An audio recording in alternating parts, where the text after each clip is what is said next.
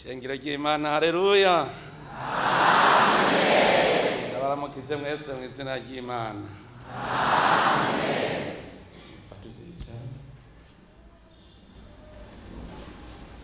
Nyakubahwa murongoye iri shengero ryiza rya Pentecote, bavukanye mwese,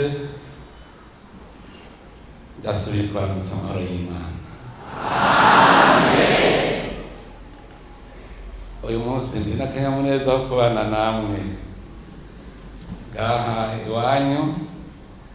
Ndazi yuko mwari munkumbuye, naje nawe ndabakumbuye.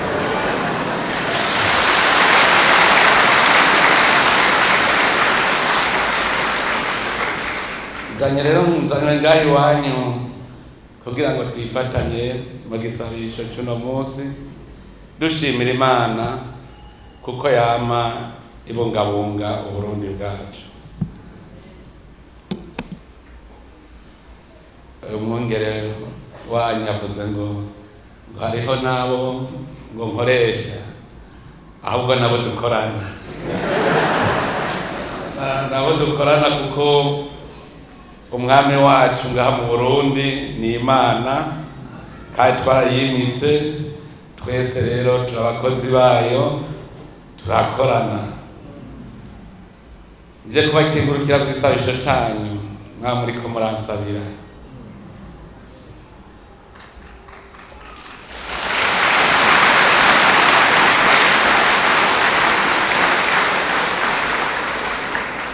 Uyu munsi mwije umwaka ugira gatatu munshinze kubaja imbere ngo ndabarongore muri uru rugendo turimwo rwo kubakira ubwami bw'Imana ngaha mu Burundi wacu.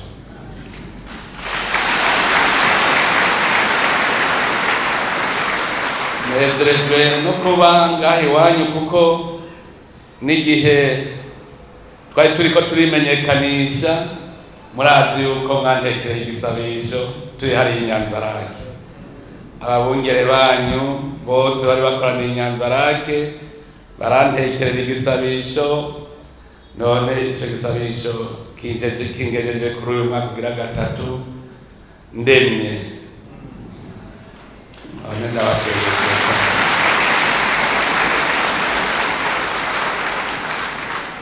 Erega imyaka itatu si mike urongoye nk'iri hanga ry'Uburundi ryaciye mu bihe bigoye. Ivyoroshe kuko burya abaciye mu bihe bigoye bose muze murabe na bene Israeli nabo nyene vyari bigoye kubarongora. Murabizi yuko na Yesu ari Yesu yaravuga ntibumve. Abantu bato bato bakamwumviriza bakanezerwa, mugabo ugasanga abakuru muri abafarisayo ntibemera. Mugabo yagumizako. Murazi yuko Musa arongoye ihanga rijana mu gihugu c'isezerano ntivyamworoheye, kandi wewe n'Imana yabiyereka imbona nkubone mu nkingi y'igicu ku murango no mu nkingi y'umuriro mw'ijoro. Mugabo nticabuza yuko bamwangira. Rero abantu baciye mu ngorane nyinshi, umutima usanga waramaze kuja mu kirere, yamabona ibintu byose biteye ubwoba. Ariko kubw'ubushobozi bw'Imana byose birashoboka. Amen. Nta kimwe kinanira.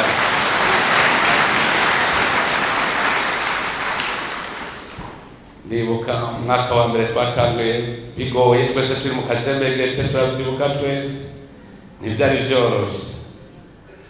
Ariko akaririmbo muce mukamfasha, niko kamfashije kera Yesu akiri mwiza.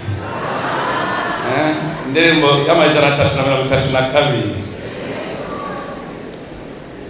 abafise akazi karongorotse boyifasha tukayiririmba, gaca bigenda neza. Niyo yandemesheje, gaca mbona yuko byose Yesu azobiziriza.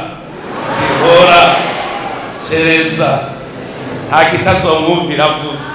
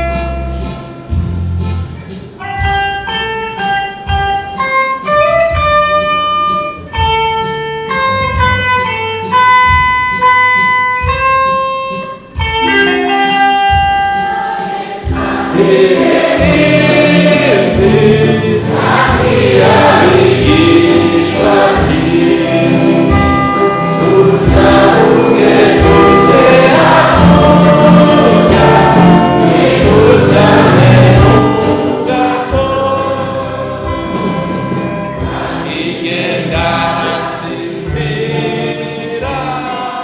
hasi ihuta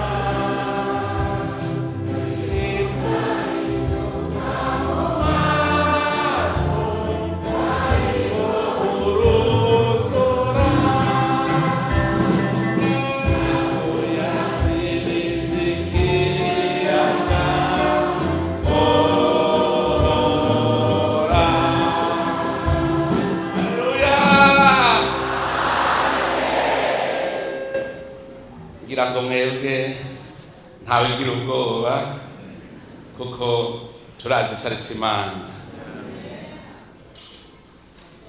Twari mu bihe bigoye camwiyumvira rero ari wewe Imana yashize kurongora ihanga ugasanga bose imitima irahagaze, ariko nkabanze ni Imana twarayimitse, niyo mwami w'Uburundi jenda umukozi ikaba ariyo yikorera.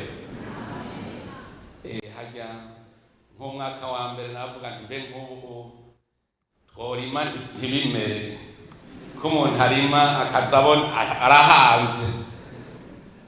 Hajya hariho abigira ubuhinga ngo barazi ingene bimera, ntawe ubizi kurya mutazi ingene umuntu abaho. Nk'ubu wiyumviriye kuva ukira akayoya ukazona ingene umeze uno munsi ukaza usanga urihebuye ntibikunda. None ayo magufa yavuye amaca, tuvugishe ukuri, ayo magufa kugira ukomere uko byavuye amaca, yerekana ubushobozi bw'Imana.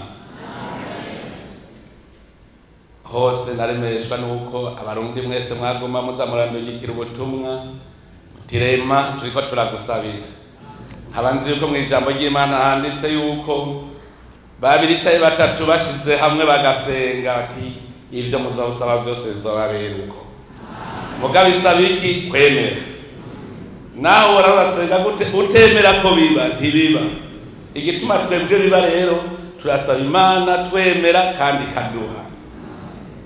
Ari mwabonye igihe imvura yagira itare, mwarabibonye, sinzi ingene mutima mweranda yanjemwo tubwira abarundi ubu nyene bose bafukame basenge imvura ndayiba.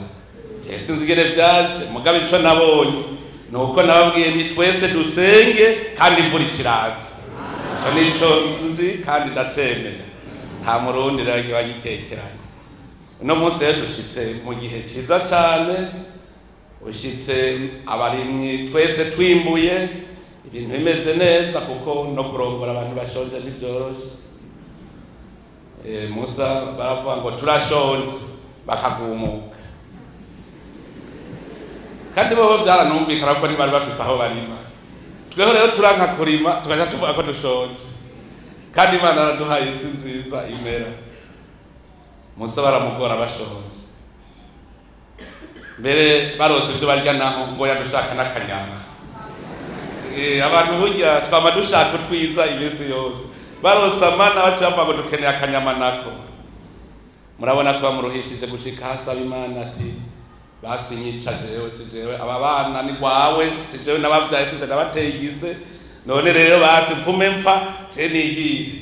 Murumva ko yari yaroshe gutwara ihanga rero ntivyoroshe. Nico gituma no munsi ndanezerewe kandi nkanezerezwa nuko mugwa munsabira kugira ngo Imana igumane natwe. Mubandanye rero mudusabira, dusaba Imana igume ngaho iwacu, tuyimike, turime twimbure, imvura igwe, hanyuma natwe tugire urukundo. Imana ntishobora gukunda ahantu hatagira urukundo. Benshi ngaha muri abavyeyi musanze abana banyu bariko bararyana muhira, muraneze? Iyo babanguranije ukavuga uti kundane bana bakanka, ukabona baguma bari mu njyana, hari n'igihe uvuga ngo reka ndabareke mbaze aja kwitemberera ndagaruka vyahoshorotse. None Imana ibonye abarundi natwe turi mu njyana, mwibaza ko yoza? Nico gituma twari twaragize umuvumo kubera urwanko twarankana tukaba indyarya. Imana ntishobora kunezererwa ahantu nk'aho. Mu gusanza abana ariko baratwenga bakina banezerewe, uri umuvyeyi nawe wumva unezerewe. nico gituma rero natwe abarundi ko twarose iryo bakwe tukaba tuvuga ururimi rumwe tukaba turi umuryango umwe, natwe rero twerekana urukundo kugira ngo Imana nayo inezerwe ikiguma itugirira neza kuko n'ubundi yatugiriye neza. Ndabakengurukiye rero kuri uyu munsi kubona mwanyakiriye n'ugweze, ndabona akanyamuneza kari ku maso yanyu, nanje nca numva mpimbawe. None rero mu kurangiza nagira nsubire ndabasabe ntimuruhe, uwusaba ntaruha, mubandanye mudusabira, dusaba ibihezagiro ku Mana. Mwese rero ndabifurije kuroranirwa, Imana ibahezagire.